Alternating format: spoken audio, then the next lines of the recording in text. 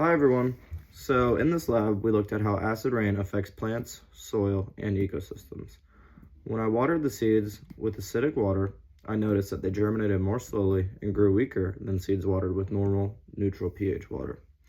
In my Petri dishes, the roots and stems of the seed in acidic conditions were smaller.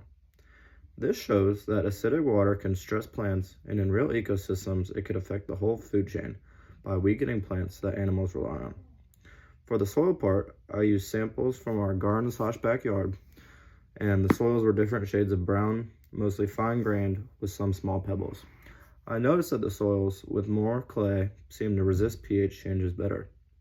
I think that's because clay and organic matter in soil can neutralize acids, and this helps protect plants and soil organisms from acid damage. Acid rain can have long-term effects. Over time, it can strip nutrients from soil, damage forests, and acidify lakes, harming fish and other aquatic life. For example, in eastern Canada, acid rain caused by industrial pollution in the U.S. led to forest damage and acidified lakes, which hurt fish population and changed the soil chemistry. I think this is a good example that acid rain affects both natural habitats and agriculture.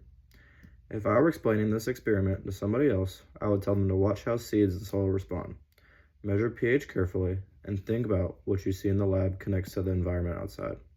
Even small changes in acidity can have big effects on plants and ecosystems. Overall, this experiment showed me that acid rain isn't just a chemical issue, but also an ecological one.